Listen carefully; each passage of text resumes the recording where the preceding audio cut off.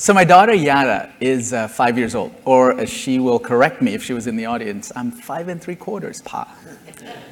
When I was 5, growing up in Sri Lanka in the 70s, we didn't have TV, not because my parents were making a conscious decision to keep us away from TV, just hadn't arrived in Sri Lanka in the 70s. In the US at the time, kids were watching TV on a regular basis by the time they were 4 years old. Today, kids are interacting with digital technologies by the time they're 4 months old. And by the time they're teenagers, 75% of kids own a smartphone, and half of them report feeling addicted to their phones. And smartphones and social media and internet access aren't good or bad, but they have intensified some of the traditional risks of childhood around bullying and violence and exploitation and abuse. Not just in countries like the US and other industrialized nations where these technologies are ubiquitous, but also in faraway places, and really everywhere there are children, and sometimes with pretty devastating consequences. A couple years ago, our UNICEF team in Madagascar reported a case of a 17-year-old girl.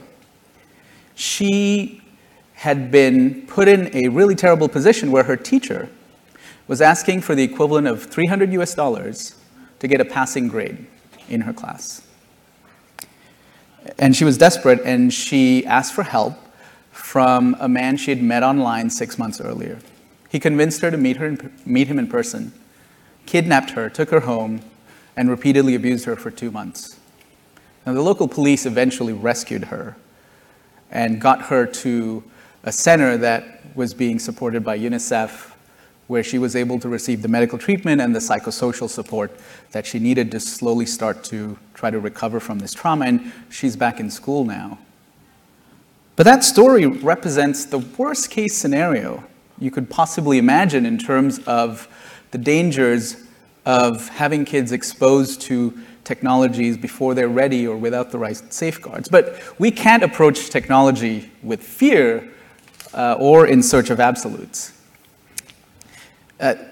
Many of you in the room probably saw the Truth About Tech campaign that came out in February, that's looking to draw attention to the risks of exposure to technology at a young age, and that's an incredibly important issue.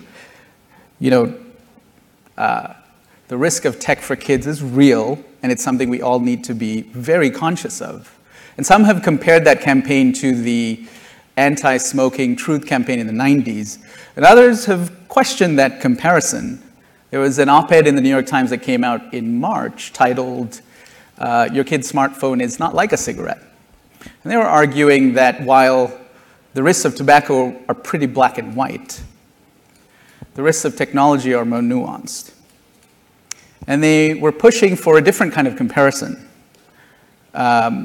making the case that while there is strong evidence about the correlation between exposure to some of our newer technologies and social media and the risk of teen depression or anxiety or suicide risk, there's actually very little evidence about the causality. You know, is it that teenagers who are using social media more are more likely to be anxious and depressed? Or is it that teenagers who are more anxious and depressed are more likely to use social media more? You know, no matter where you fall on this issue, one thing's clear: we do need more evidence. Now, that op-ed in the Times pushed for a different analogy, that around automobile safety. So today we don't have mothers against driving, we have mothers against drunk driving. We don't have laws banning cars from the street, we have laws that require seatbelts and impose speed limits. And so, as grown-ups, our job is to not try to keep kids away from technology, but really to push for sensible laws and safe behavior. And as designers and developers and technologists and entrepreneurs, our job is to not just build technologies and products and services that are safe for kids, but to create experiences that are good for kids, that spark curiosity, that ignite learning, that lead to good behaviors and habits, and ultimately to a healthy, happy childhood. And it's fantastic to be in a room where everybody's here because that's exactly what we're all trying to do. And at UNICEF USA, we have a ventures group that's essentially an internal incubator where we're looking to develop and scale new digital ventures that are good for kids. And about 3.5 years ago, we started to develop a new kind of technology. We called it UNICEF Kid Power because it literally gives kids the power to save lives by connecting their physical activity to social impact so that the more they move, the more they help. So here's how it works. Kids get active with a UNICEF Kid Power band, the world's first wearable for good.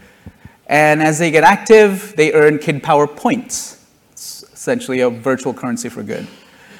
And the more points they earn, every now and then they unlock a packet of therapeutic food that UNICEF delivers to a severely malnourished child somewhere in the world. So the more they move, the more points they earn, the more children they help. And so far, in just over 3.5 years, we've had over 500,000 American kids join Kid Power, and together they've walked over 100 billion steps to unlock over 10 million packets of therapeutic food, which UNICEF has now delivered as full courses of treatment to over 70,000 severely and acutely malnourished children. And that's 70,000 lives that have very literally been saved by all these kids, these 3rd, 4th, 5th graders, including, by the way, tens of thousands of kids right here in New York City who've come together from all walks of life, from all over the country, to make a difference. And for a 10-year-old to know that your actions matter, it's a really powerful thing. And with Kid Power, to know that every 150th packet of therapeutic food you unlock is literally one life saved is an incredibly moving experience, as these kids from Hayward, Iowa found out. Children in impoverished countries. So how does it work? These bands keep track of every step the students take. 2,500 steps is 1 point.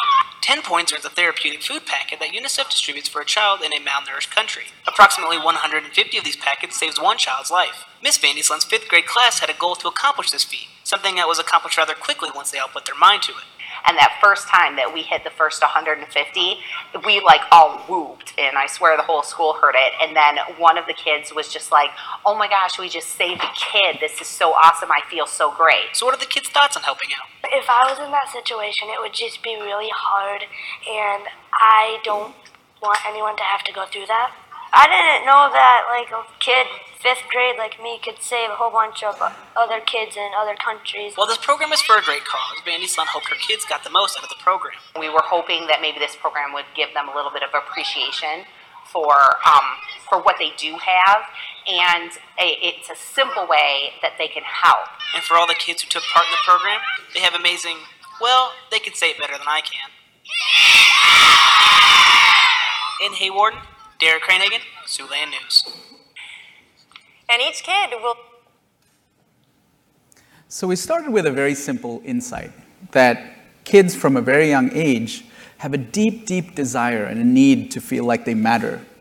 They need to feel a sense of significance. They need to feel important, and they need to feel a sense of belonging. And there's nothing like being able to help another child that helps a child feel important. And there's nothing like knowing that your actions can literally save the life of another child, that can empower a child. And when we started Kid Power, we had a very simple idea of empowering an entire generation of kids. Because if every 3rd and 4th and 5th grader can grow up knowing and understanding that their actions matter and relating to the world in a positive way and feeling empowered, we believe that we could change the course of society. So in just over 3.5 years, Kid Power has become one of the largest EdTech programs reaching high-need elementary schools in the US.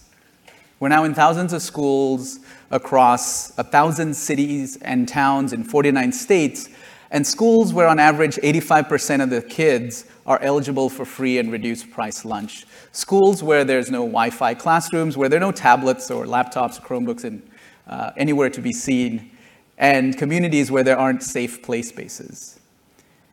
And yet, Kid Power has worked, not because it's a technology solution, but because it's tapping into an intrinsic desire kids have to do something that matters. And teachers love Kid Power because of the impact it's having on their kids.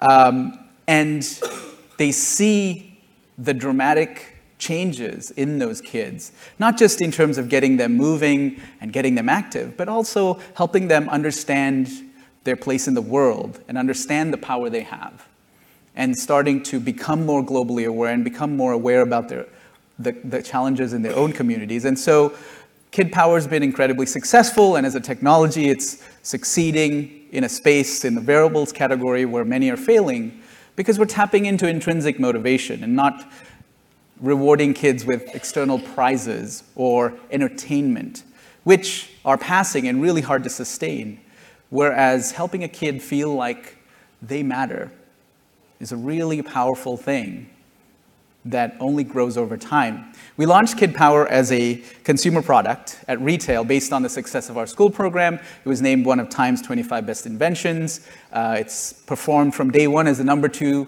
wearable brand at Target, not kids wearable, just wearables, period. And it's won a bunch of parenting awards. And part of the reason that it's been successful is that parents and teachers see the impact that Kid Power is having on their kids. We heard from a 5th grade teacher in Georgia who had a child in her class who was homeless and living in a shelter. And they'd been doing Kid Power for a few months by the time we heard from her.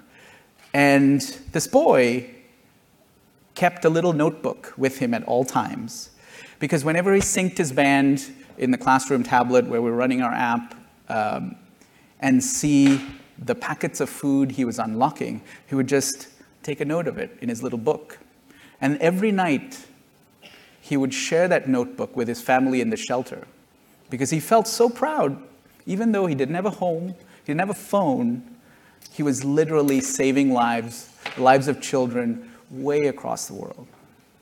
We heard from a teacher in LA whose kids were living in a community that was so tough with so much violence, where in 3rd grade, they were having weekly conversations about the dangers of joining gangs. And this was in a school where 99% of the kids were eligible for free or reduced price lunch, and 100% of kids were at risk of not being at grade level.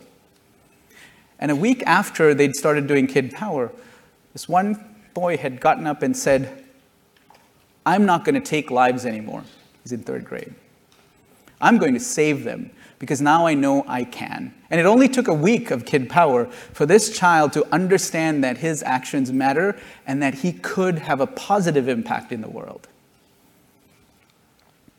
And we heard from a teacher who had given her class an assignment at the end of the school year, asking them to write about the most important lesson they learned. And Diego, this 4th grader, wrote, "I learned that I can change the world."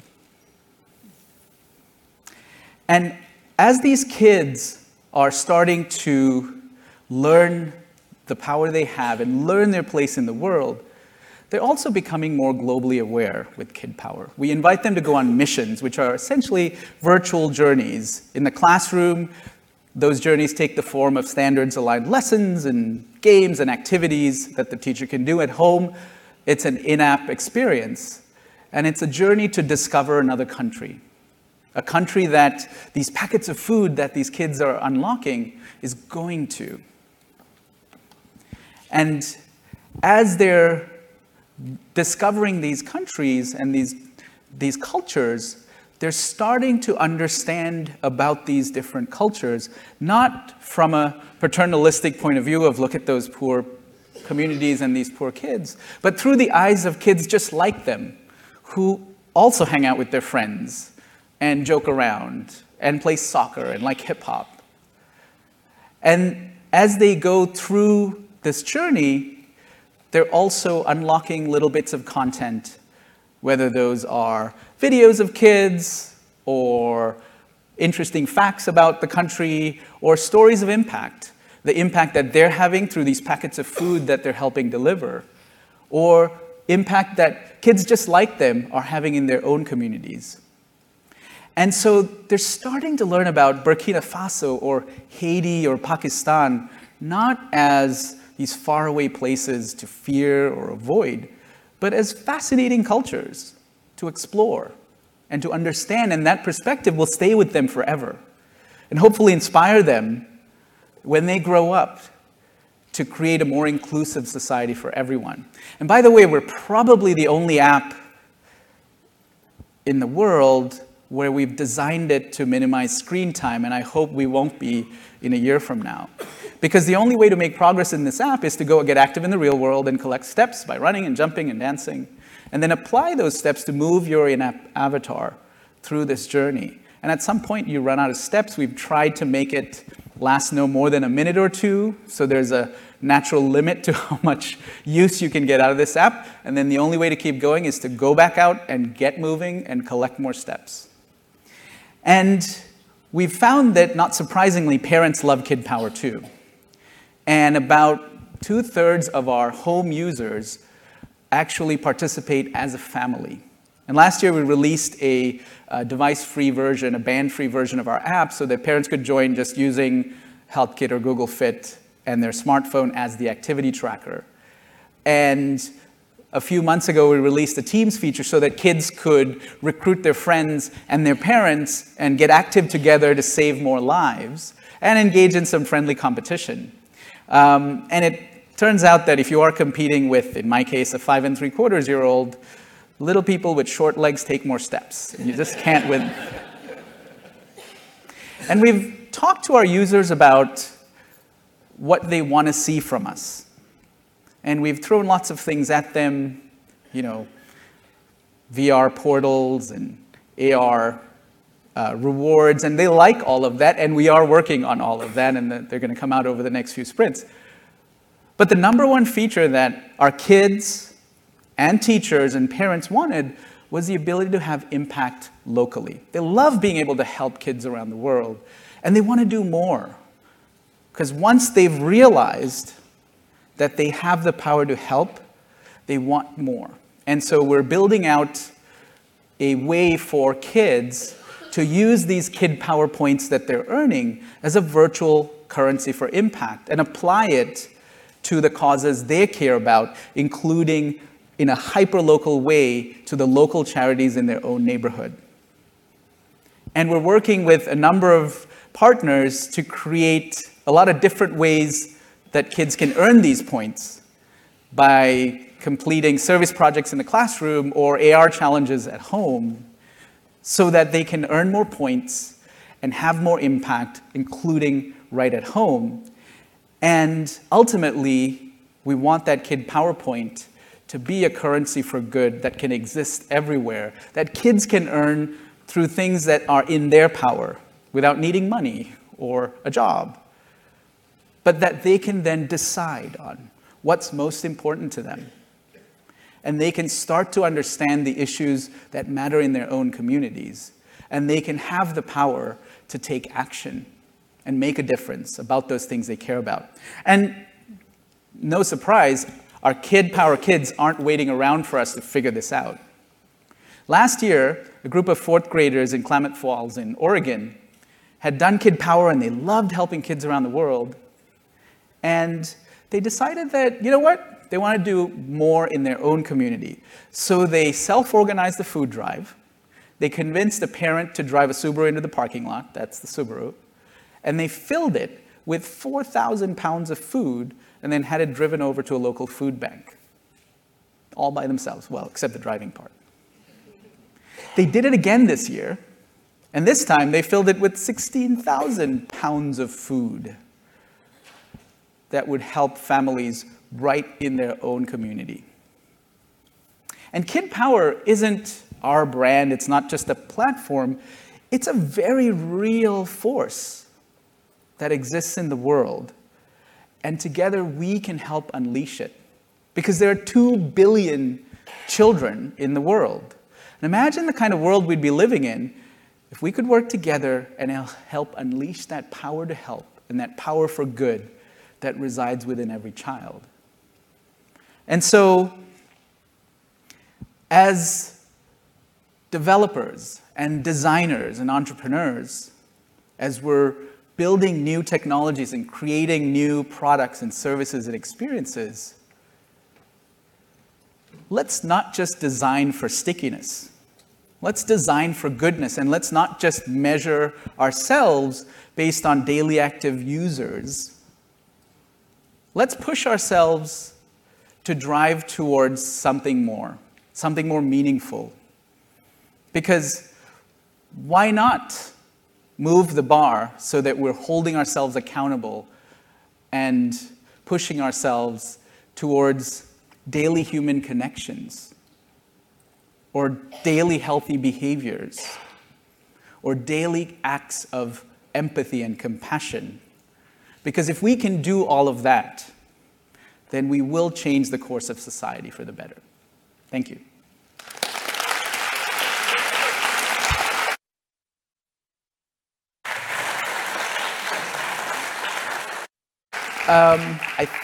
The clock froze, so I have no idea if we have time, but we might have time for questions, and there are 2 mics if anybody has a question. Yeah, I can repeat your question. What can we do? We're here, we have connections, we have represent many different skill sets, many different networks, relationships. What can you ask us to do? Well, do what you're doing. So the question was, what can we do?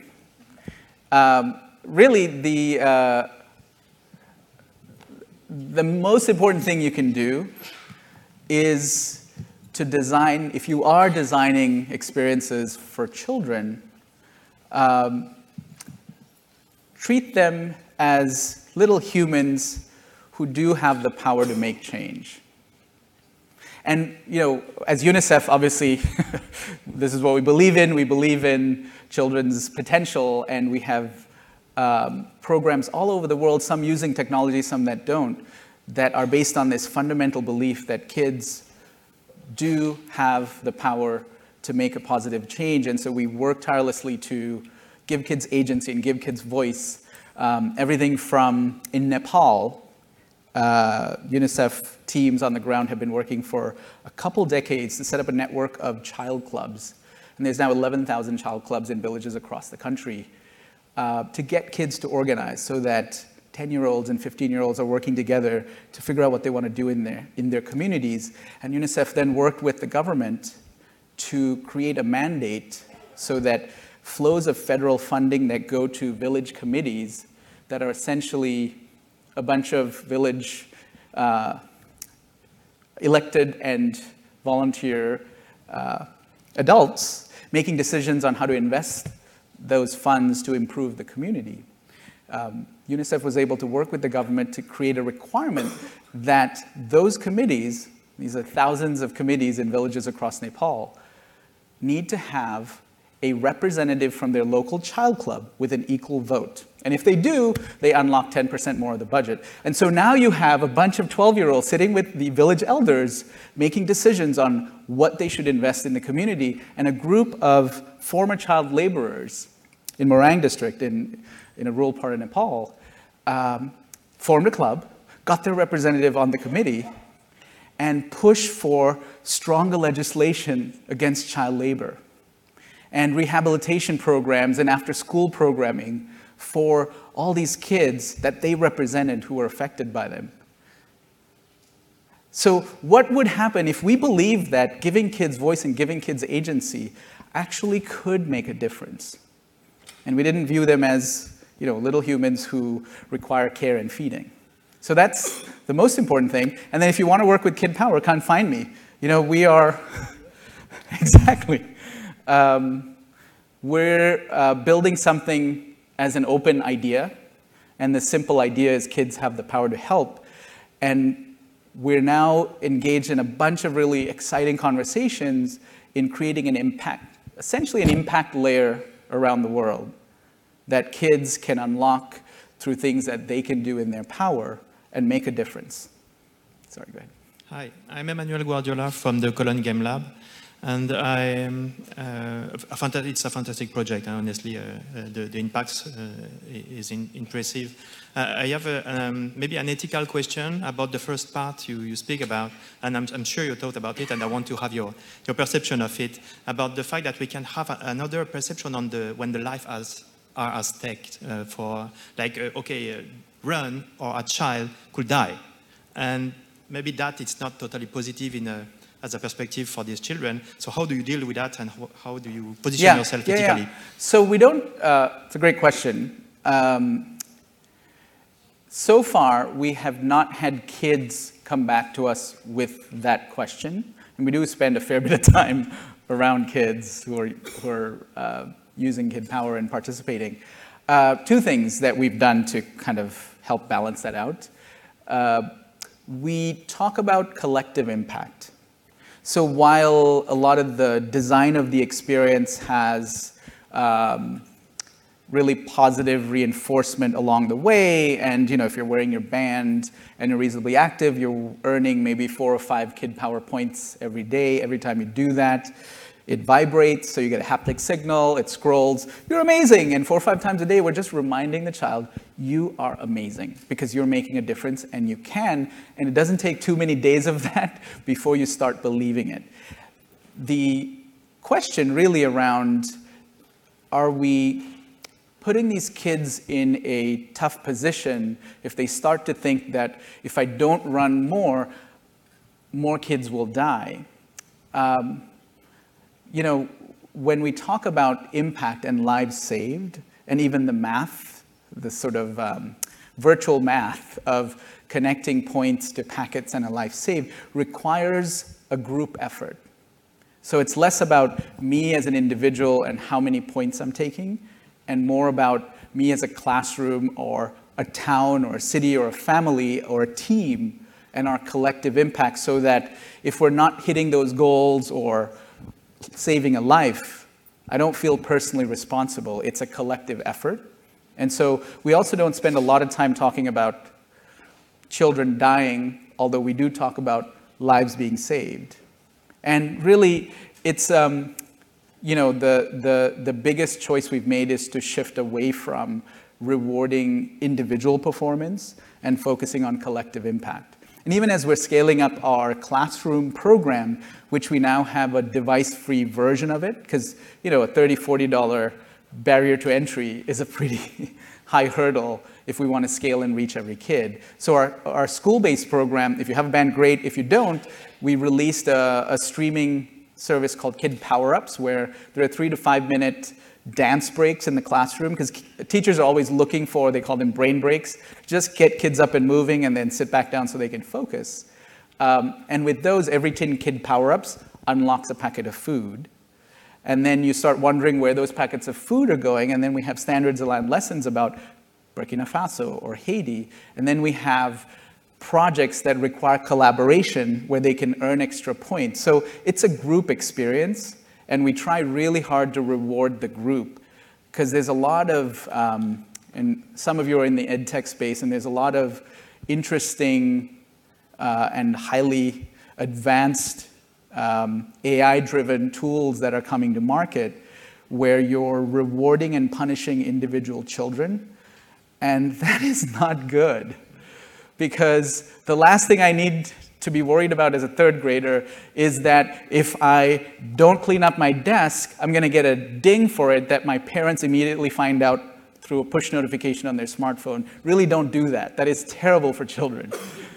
But whether it's positive or negative, we focus on the group experience and we reward what kids are doing together as a team, and that's really our safeguard to avoid a single child feeling like, am I killing children, right? And it doesn't get there, we haven't seen that. Even I don't feel good because I'm not that active. There are all these other kids who are more. And so in that group environment, it's really about the collective steps they've taken, points they've earned, and packets they've unlocked. Okay, thank you. Sorry. Okay, so hi, thanks for sharing Kid Power with us. Got a simple question. Maybe you mentioned this and I didn't catch it. So when kids earn the Kid points and they want to convert the Kid points to, say, a meal or a tree, where does the money come from? Is it through advertising? Because I noticed an ad on the app at some point. Yep. No, not through advertising. We're UNICEF. We're overly conservative about exposing kids to advertising and marketing. We're overly conservative about protecting the privacy of their data. And I think we should all be. But no, it's driven through a combination of things. So the sale of our product at retail, we essentially take our gross margin. Our gross profit is basically the impact fund, which then gets unlocked as kids get active and they earn points. And then we also have companies we partner with as sort of community impact sponsors. So they'll, who wouldn't want to invest in a fund that kids are going to direct to the things that they care about most locally? But we don't expose, we are steering very clear of an ad-driven revenue model, which does beg the question of what is our revenue model as we try to scale. And, I tried this before, and I think there's enough older people, I'm in my 40s. It's underpants. Didn't work again. All right, South Park, second season, Gnomes episode. Oh, well, at least a few people laughed politely. For the rest of you, it's the underpants business model, where, the scene is the gnomes are like collecting all these underpants. And Stu is like, why are you collecting all these underpants? And the gnomes say, well, it's our business. Step 1, collect underpants. Step 2, profits. Actually, it was step 3, profits. And then Stu's like, what's step 2? And the gnomes say, step 1, collect underpants. Step 3, profits. It's like every startup. But we don't, we really are still figuring out, we have product market fit. The experience is scaling fast. And as we move to device free and the SaaS version of the experience for classrooms, our sort of user base is growing quickly. And so because there is a real world cost that's triggered by all these users being so engaged, we do actually have to figure out that revenue model, and we're figuring it out. All right, thanks very much. You know what the old saying, whatever sounds hard to understand sounds shady. But hopefully we can talk later and understand more about that. Thank you. You're welcome. I think we're done. Sorry. I'll be around later. Thank you.